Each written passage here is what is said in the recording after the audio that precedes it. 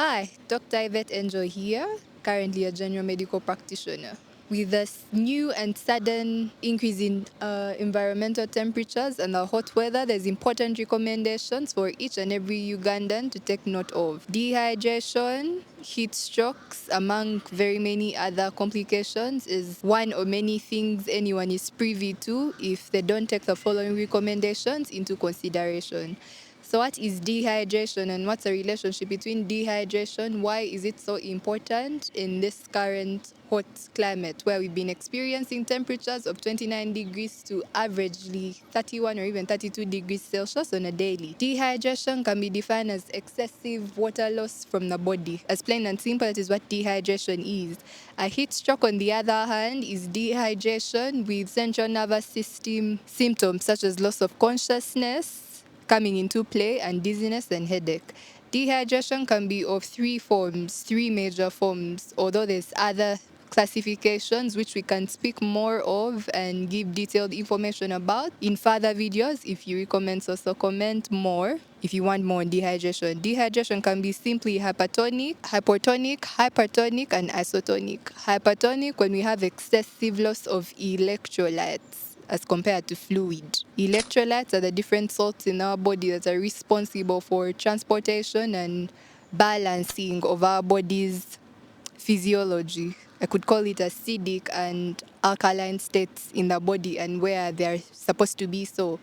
Hypotonic dehydration, on the other hand, includes excessive water loss and less electrolyte loss. Isotonic water loss is when we have a type of dehydration where we have equal loss of water and salt. So, who is at risk of dehydration? How do you avoid dehydration in the current hot temperatures? People that are under prolonged exposure under the sun, direct heat, people that wear very revealing clothing where their bodies are exposed to a lot of heat. So with dehydration, we need to know different causes of dehydration. One could be excessive sweating, which of course in this case is from the hot temperatures. Excessive urinating, seen in certain conditions like diabetes mellitus, so a sign that people with such conditions, confirmed or might be facing excessive urination, need to find out the cause why and focus on hydrating. Another cause can be vomiting and fevers. They also predispose one to dehydration.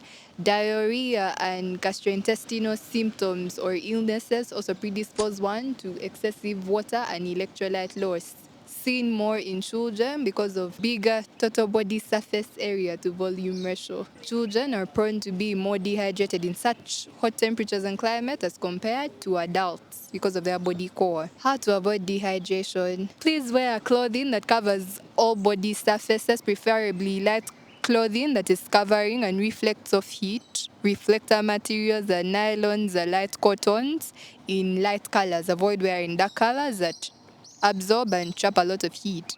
Please hydrate a lot more. You can't be operating in a hydration deficit where you pee or urinate as much more than you actually take in.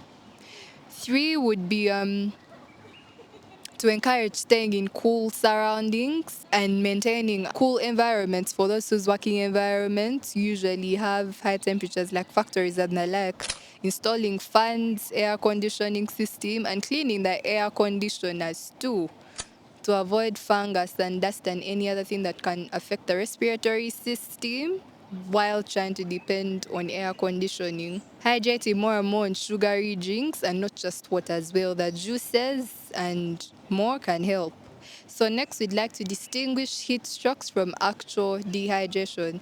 Heat strokes, for one, are a medical emergency. They are not just a term to associate with very high temperatures.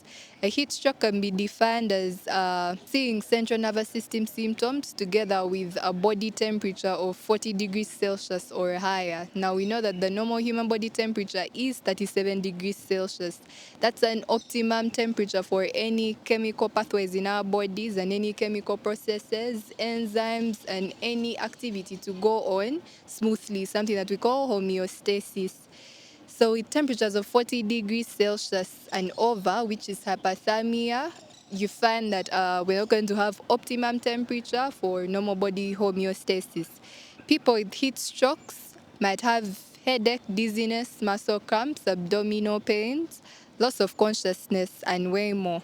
So how do we avert heat strokes or help people in such a situation, which is a medical emergency? In the event that you find one, first assess their level of consciousness and see whether they can be able to drink. Because the ideal is to get them more hydrated as resuscitation. When you can confirm that they can speak and are conscious, so would be able to drink without choking or what we medically term as aspiration, you can drag them to a cool area, expose their entire body parts, try to lower their body temperature in any way possible. It can be from fanning them, it can be from alcohol bath, alcohol sanitizer, it can also be from ice cooling packs, assisted fanning, which is like with electronic devices. Encourage them to hydrate more and more and more until you see that they pick up and gain up more and more. And in the event that they seem to worsen, call for help is the number one way to manage emergencies better.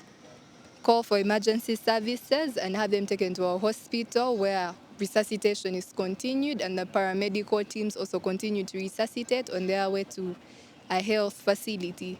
For any more information on other recommendations for hot weather or even cold weather, you can comment down below and we shall create more information on what you desire to know. We are here to educate the masses and to have everyone safe throughout the year. Thank you.